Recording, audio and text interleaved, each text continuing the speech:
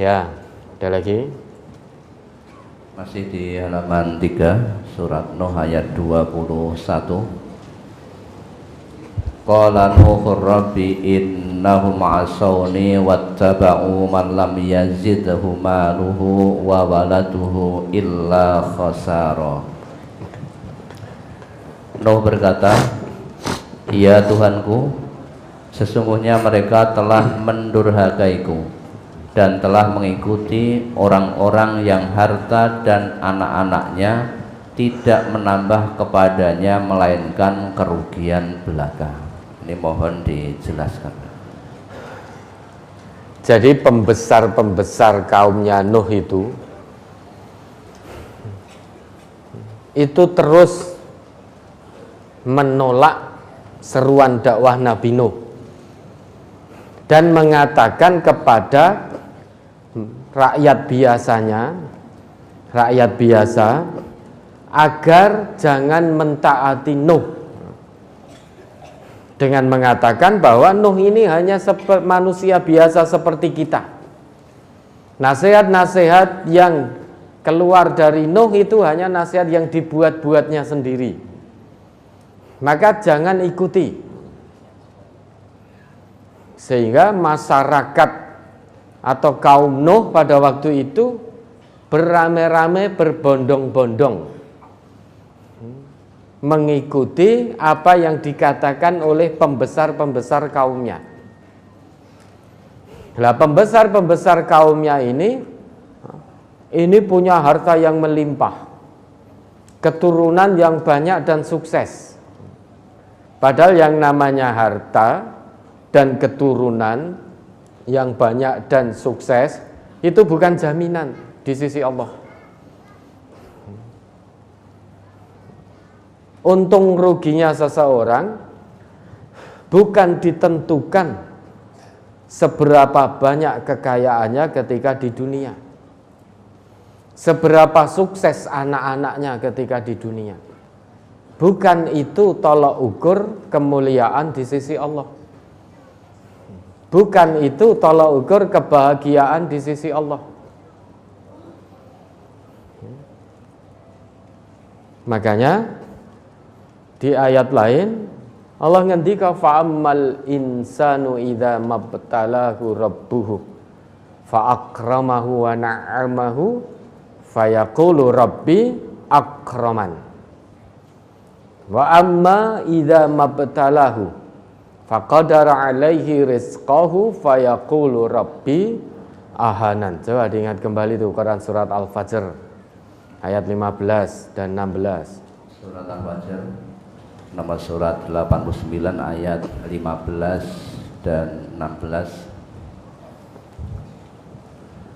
Fa'ammal insanu idza mabtalahu rabbuhu fa'akramahu wa na'amahu fayaqulu rabbi akraman wa amma idza mabtalahu faqadara alaihi rizqah fayaqulu rabbi ahanan. Adapun manusia, apabila Tuhannya mengujinya, lalu dia dimuliakannya dan diberinya kesenangan, maka dia akan berkata, Tuhanku telah memuliakanku. Adapun bila Tuhannya mengujinya, lalu membatasinya rezekinya, maka dia berkata, Tuhanku menghinakanku. Ini ciri dasar manusia-manusia yang durhaka kepada Allah. Ada sebagian manusia yang melihat kemuliaan di dunia ini karena harta. Jika dia diberi harta yang banyak oleh Allah, dia meyakini bahwa Allah telah mencintainya. Kalau Allah tidak mencintainya, tidak mungkin Allah akan berikan harta yang melimpah pada dirinya.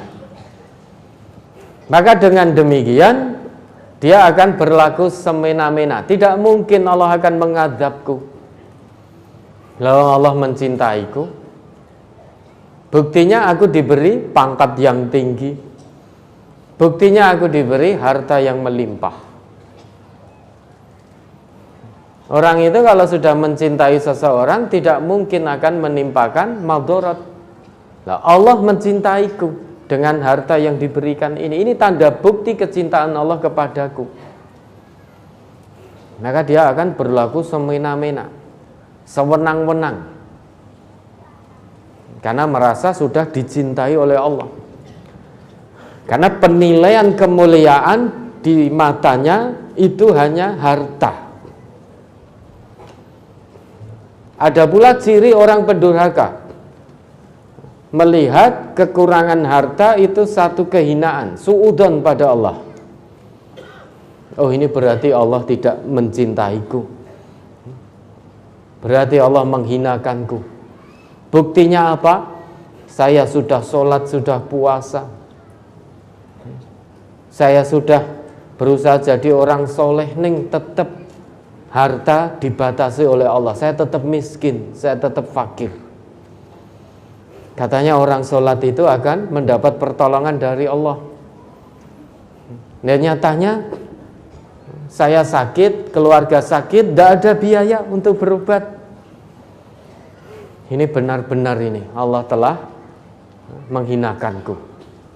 Sehingga dia akan sampai pada keyakinan i'tiqad, wis ora perlu sholat meneh. Nyatane wong kae ora sholat, duwite akeh,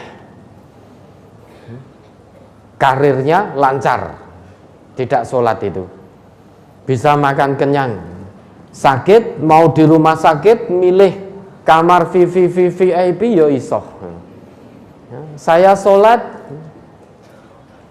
nyatane antri berbulan-bulan mau ke rumah sakit saja, misalkan begitu, sampai pada keyakinan semacam itu. Sehingga dia berpikir, halah, taat apa maksiat ya sama saja, saya tetap melarat. Saya mau taat atau maksiat sama saja, saya tetap melarat. Kalau sudah sampai pada keyakinan seperti itu, kira-kira dia akan taat atau maksiat? Maksiat. Sehingga kebanyakan manusia yang tanpa iman, begitu pula kaumnya Nabi Nuh ini melihat banyaknya harta, suksesnya anak-anak, itu sebagai hasil ujian, atau sedikitnya harta, tidak suksesnya anak-anak, itu merupakan hasil akhir dari ujian. Padahal menurut Allah tidak. Yang namanya harta melimpah yang Allah berikan, anak-anak yang sukses, pinter-pinter, atau harta yang Allah batasi, karir yang Allah batasi, anak-anak yang tidak sukses, dalam arti tidak terlalu pinter, itu semuanya merupakan bahan ujian, materi ujian dari Allah, bukan sebagai hasil ujian. Hasil ujiannya disampaikan oleh Allah kelak di hari perhitungan, di hari kiamat. Kekayaan, suksesnya anak-anak, kemiskinan, kefakiran, bahkan ada yang diuji oleh Allah, tidak dititipi, tidak diberi amanah keturunan oleh Allah. Itu bukan hasil ujian, tetapi itu bahan ujian dari Allah. Dengan kekayaan, suksesnya anak-anak, sejauh mana dia akan mensyukuri nikmat itu, sehingga dibuktikan di kehidupan nyata bahwa harta yang Allah berikan betul-betul dia syukuri, dia gunakan di jalan yang Allah ridhoi, sesuai dengan fungsi nikmat itu yang telah Allah tetapkan. Sama, seringkali kita tidak sadar Bapak Ibu, punya harta, sombong kita, Anak-anak sukses, pinter-pinter, sombong sekali. Wah, anak saya itu pinter-pinter. Anak saya itu sejak PAUD ranking 1 misalkan. Sejak PAUD. Wah, anak orang lain tidak bisa. Tapi anak saya ini sejak PAUD ranking 1 terus, muridnya siji soalnya.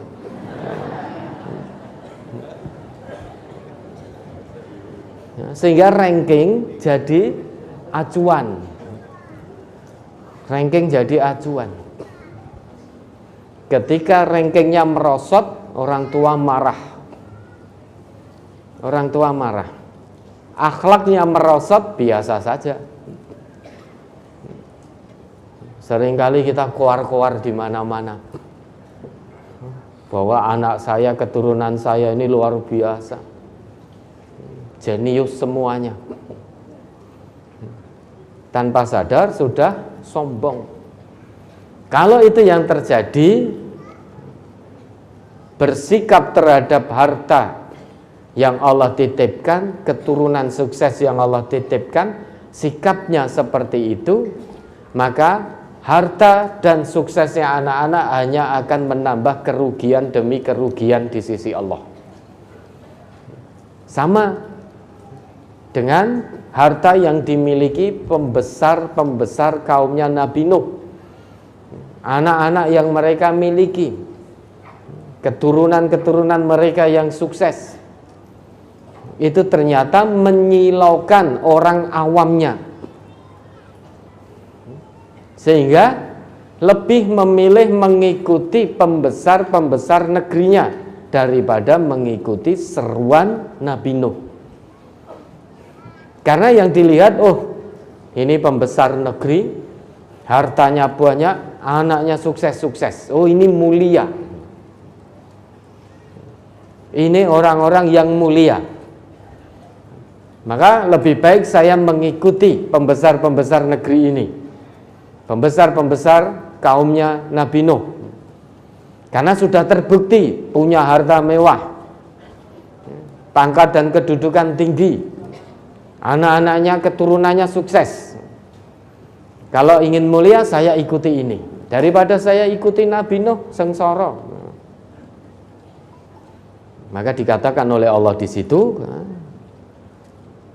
malam yazidhu maluhu wa waladuhu illa khasara.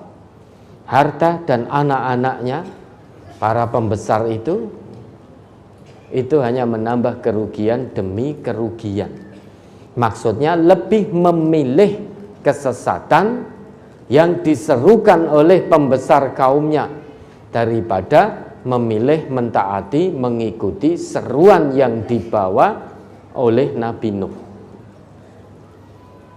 Maka tolak ukur sukses mulia di sisi Allah bukan banyaknya harta, bukan pula suksesnya anak-anak kita.